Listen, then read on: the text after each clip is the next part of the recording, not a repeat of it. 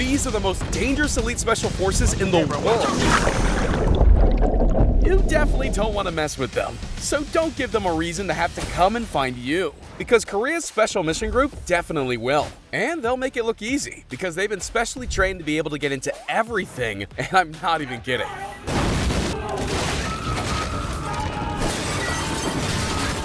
Watch as they expertly break into this bus for a counterterrorism drill. The speed and timing it must take to pull this off makes me glad I'm not the one they're looking for. Getting into buildings isn't a problem for them either, and it doesn't matter which kind it is. Warehouses, skyscrapers, hotels, they can breach it all. This sort of deployment takes years of practice to get perfect, and one wrong move could cost them the whole mission. It's not just about simply rappelling down either. Everybody has a part to play. Whether it's holding the rope, breaking the window, or swinging in, each person has to be on their A game for it to work.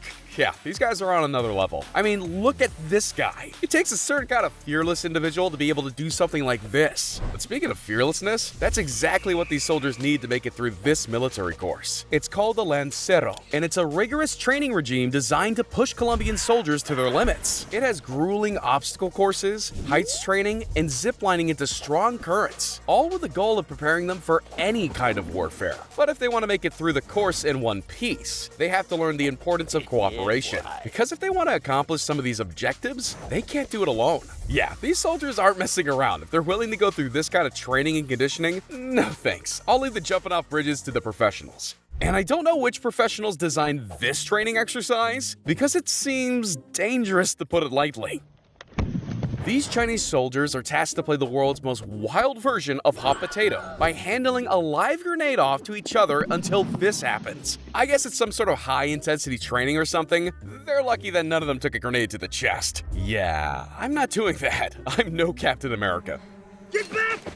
But it does seem like everyone in South Korea's special forces is. Breaking bricks with their head and running at full speed into concrete is no problem for them. And that's because these elite soldiers put themselves through extreme conditioning and intense taekwondo training to be able to do it. Using their athleticism, they're able to effortlessly jump in the air and kick boards in half, like something right out of the Matrix. And if that's not enough to convince you that these guys are superheroes, then I don't know what will. Their skills and weapon training alone gives me a real-life look at what it means to be an action hero. Yeah, remind me not to get on their bad side.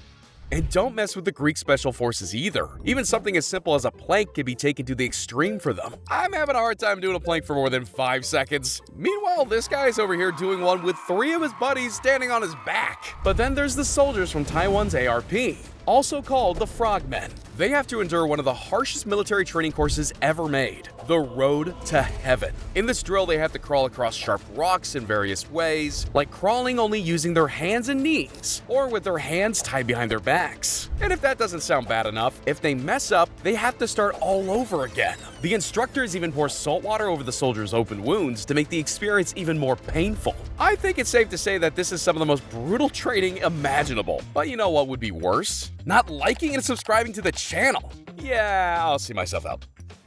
These North Korean soldiers gave a whole new meaning to thick skin. Over years of intense conditioning, they've somehow trained their bodies to be able to withstand heavy amounts of abuse. Their muscles are so strong that even sledgehammers do no harm. I mean, this guy has concrete smashed onto his chest while laying on a bed of nails and still gets up without a scratch. While this soldier takes it a step further by having bricks smashed on his head. Others don't even bother laying down and decide to break the concrete slabs by running head first into them. And it doesn't stop there. They can even jump over cars and bend metal rods only using their chest. Yeah, I'm convinced no weapon on planet Earth could take these guys down. I wouldn't even be surprised if their skin was bulletproof.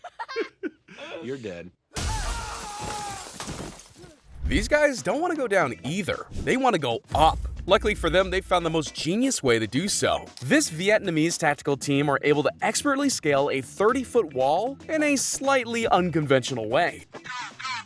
And when it comes to combat, surprising your opponent can be vital. So being able to quietly scale a wall with a wooden pole does give you certain tactical advantages. I think it's pretty clear when it comes to this team, if they're looking for someone, they'll do anything to find them. And when it comes to the Navy SEALs, it's survival of the fittest. And not everyone's cut out for it, because in order to make it into this unit, you have to survive a week of constant training in drills, also known as Hell Week. It starts with ruthless early morning exercises that often go on for hours. Most candidates operate only on a few hours of sleep each night, and spend most of their time running, doing physical training and obstacle courses. In an effort to show their commitment to the cause, soldiers are asked to carry logs with their teammates uphill. But if that wasn't enough, they're also forced to carry a raft from the beach all the way to the ocean. Some are even asked to carry their teammates on their backs. So yeah, no wonder only a few people make it through that. The Chinese Special Forces train their soldiers in even worse conditions by making them endure weather as cold as -20 degrees Celsius. As part of their extreme weather training, they have to take snow baths, which involve throwing snow onto their bare skin. And target practice? Yeah, that's done outside too. In fact, everything's done outside, which means every single step they take is in the freezing cold snow. Even a hike is made 10 times worse because at any moment, they could slip on the rocks and fall all the way down. I mean, having to crawl on the ground is hard enough, but imagine having to crawl through the ice and stone snow. It takes a certain kind of willpower to be able to do that. The Royal Marines, on the other hand, have to bear a different kind of element: mud. This endurance test is designed for new recruits to test their mental and physical resilience. And since the whole thing is done in the mud, each movement they make requires everything they've got, but they have no choice but to keep going. In order to complete, they have to crawl, do sit-ups, and push and carry logs, all while having to endure the most excruciating pain their bodies ever felt. And you can't fall back or fall behind, because if you do, you and your entire team have to start all over. You have to be willing to do anything to finish, even if it means dragging your teammate to the end. Most of us have a fear of drowning, but imagine you are drowning inside a helicopter? Hello, how are you? I am under the water. Well, lucky for us, we don't have to worry about that too much. But for the US Marines, that scenario isn't all that improbable. And this is where the Helo Dunker comes in, a machine that literally simulates an actual helicopter crash. It's alright, Yeah, it's just all simulation, but that doesn't take away from the fact that drowning is still a very real possibility during the test. At any moment, one of these guys could make a mistake and lose consciousness underwater, so every second counts. They have to learn how to keep calm, how to control their breath, and more importantly, how to break the window and escape. Luckily, this weatherman training has nothing to do with water or the weather. These exercises are full of intense and cutthroat drills intended to push recruits farther than ever before. And it'll get these guys to ask themselves whether or not they actually want to be there. It's full of relentless physical and mental drills like dragging a partner's body, bear crawling, rolling through the sand, and river crossing with a rope. All of this while being yelled at by their sergeant. Smith, what are you doing just looking around? And you better know the mission statement by heart, because they're going to ask you to say it out loud, word for word, while doing pull-ups. Who establish weather data networks while simultaneously And if you mess it up, you and your entire team are going to be punished. expertly employ. Nope.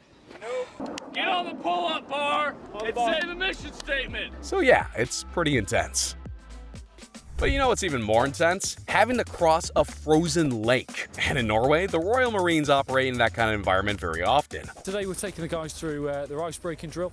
It's an essential drill that they need to go through. So if at any time someone falls through the ice, they need to know how to get themselves out. An exercise intended to expose the soldiers to the elements by forcing them to escape from frozen water unassisted. And these guys only have a matter of minutes to do so before hypothermia and frostbite run its course. So every second counts. But with the right amount of determination, each soldier can succeed by pushing their gear up to the surface and pulling themselves free.